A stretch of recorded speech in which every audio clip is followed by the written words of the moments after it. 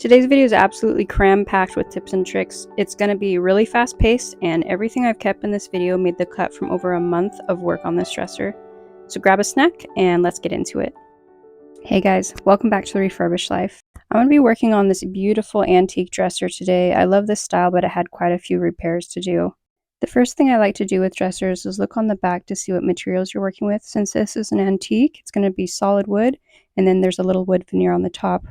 And that's good to know because it's best to strip that first and then do a light sand instead of going too heavy-handed and blowing through the veneer.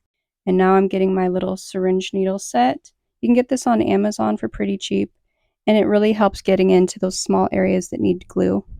This leg was kind of crooked, so I needed to clamp it back in place. You can get these clamps pretty cheap at Harbor Freight, but you can get them many other places too. And then these needles are especially good for teeny tiny veneer pieces. Now for the wood filler. This is my favorite. I use it all the time for significant repairs. If I'm going to do more superficial repairs, I use the tube of plastic wood, and it's a little more runny and easier to use. Get off there. Okay. And it dries pretty quickly. So you just set it on. And it's non-shrinking, which I also love because you don't have to go back again. Where you put it, it's where it's gonna be. There's some significant damage on this side of the drawer and the other, so I'll put glue in there with my little syringe again, and clamps, and then wood filler.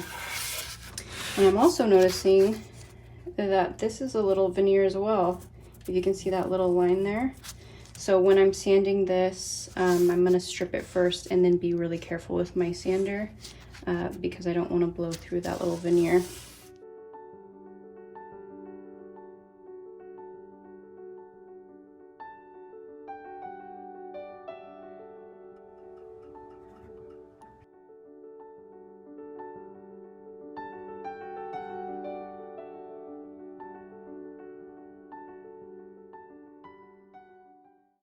I'm going to start on getting the finish off the dresser, so I'm going to show you what I'm going to use.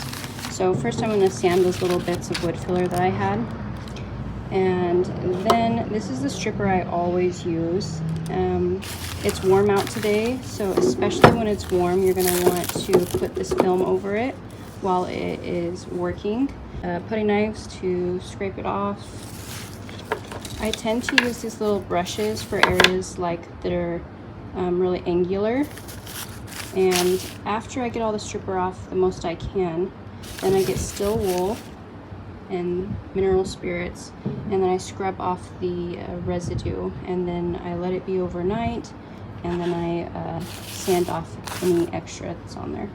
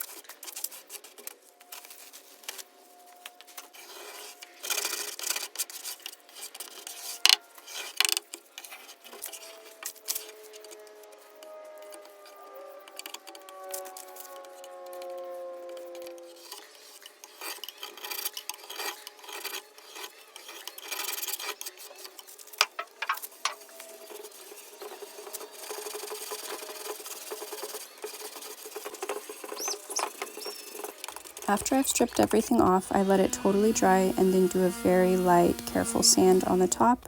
And then I do 2 to 3 layers of bleach to lighten the wood. And then I let this sit in the sun.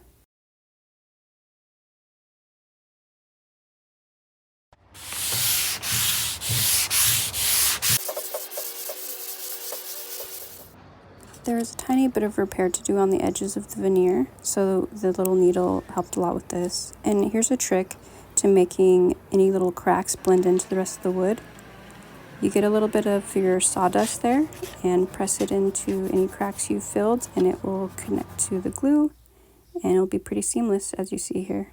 Be sure to wash down any surfaces that you're going to be sanding with a good degreaser. I'm only going to be scuff sanding the sides because those are going to get paint, but the rest of it's going to be sanded bare.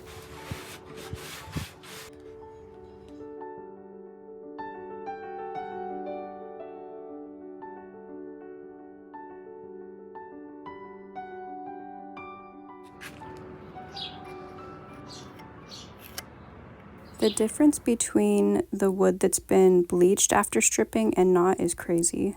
These are some super cool sanding discs I bought the other day. They're this netting material that's really strong and air flows through the whole thing, so it reduces dust. And the best part, I think, is that it doesn't give you any squiggles because there's no buildup on the disc. I did all 8 sides, so 4 drawers, 8 sides with one pad, and it still looked awesome at the end. Now I'm moving on to priming the sides. I almost always use this Zinsser bin with shellac. It adheres pretty well. When you're applying it, make sure you work quickly, but also I roll down all of the edges. I overlap to make sure the peaks don't dry that way. And then there's a light scuff sand afterwards. I needed to mix a paint to kind of give a wood tone to the sides. I'm not worried about it being a perfect match because that won't be the last step I do.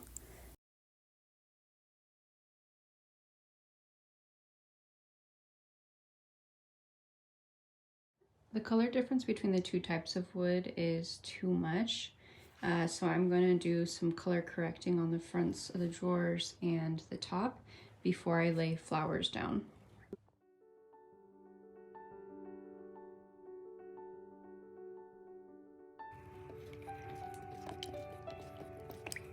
Normally on a wash, you wipe on the wash, let it sit into the fibers of the wood, and then wipe off the residue. Because this wood is a little resistant to absorbing this, and because it has so much red tone, I'm actually just going to leave it on here, try to get it even, and then just leave it on. And it will, once it dries up, make it more of a neutral.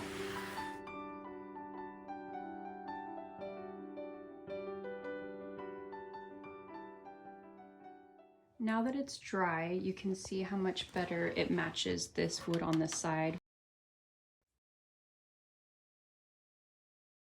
So on the inside and the sides of the drawers and the tracks here, I'm going to put this feed and wax. It'll help condition the wood and also make it smoother, pulling the drawers in and out. I'm just being careful not to get it on the fronts because I'm going to have more work to do still, and I want good adhesion with all the clay and paint I'm going to be putting on it in a second. Moving on to making our flowers. These are molds by Redesign with Prima, and I'll be using my paper clay to do those, and then DOS modeling clay for the ones I'm going to be making by hand. This is really great, smooth and easy to work with, and when it dries it doesn't crackle everywhere, which I love. And then I'll also be using a couple of these tools in this tool set, and I'll have all these products down in the links if you want to purchase them as well.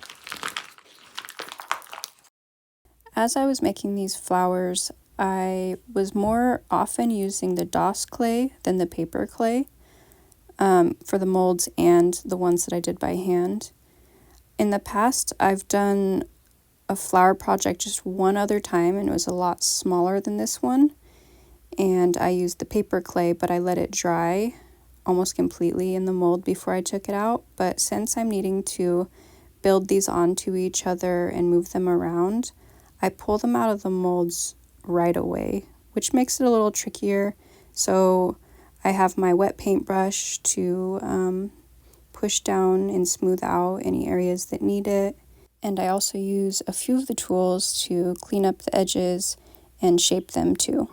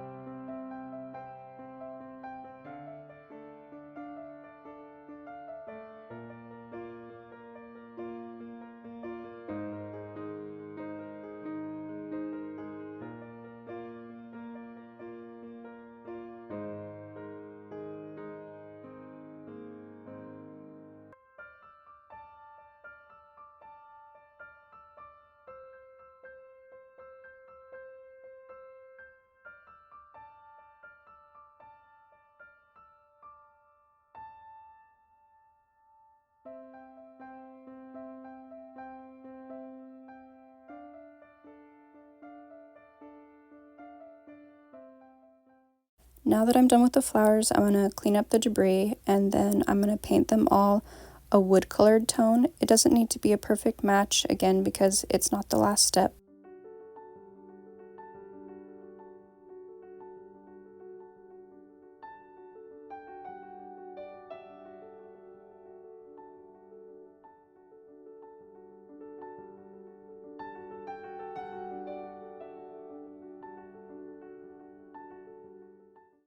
Now I've turned the dresser right side up again, and I'm pulling out the drawers to see if there's anything I need to clean up on the edges.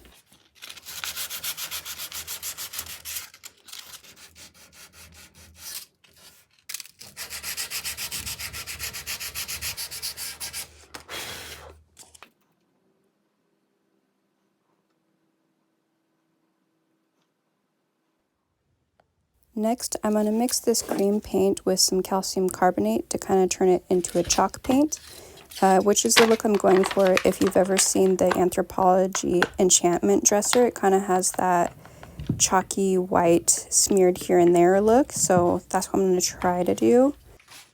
I use my spray mist bottle a lot to help the paint move freely and also to dilute it so those wood tones can kind of show through.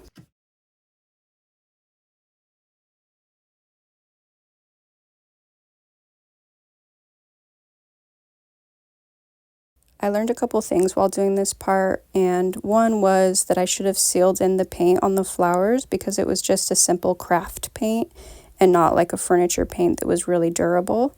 So it started lifting up some of the paint when it was too saturated with the water. And then I also would have tried this out first on a smaller area, maybe with just the flower molds instead of the ones I did freehand, which were popping up a lot more and harder to get in the angles. As you see on these flat ones here, it was so much simpler.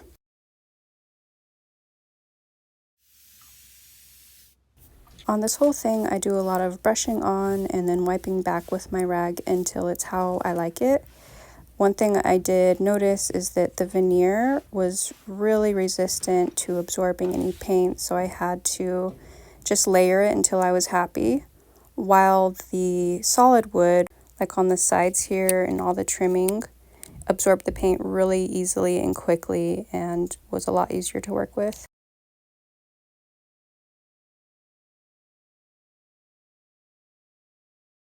I felt like the flowers needed a little more depth, so I got the same color paint and wiped it on the peaks.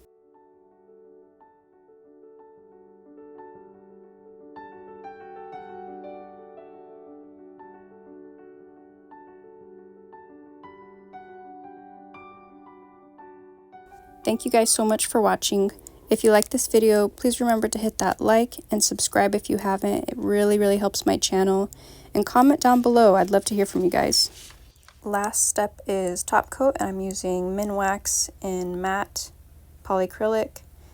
And then I use this blue sponge all the time. You've probably seen it. I wet it down, wring it out, and glide it from one side to the other. And then I'm cleaning up with a little paintbrush, and it's super smooth at the end, using a brush for the big details. And last, putting on the new handles. Here's a quick reminder of where we started. And here's the after.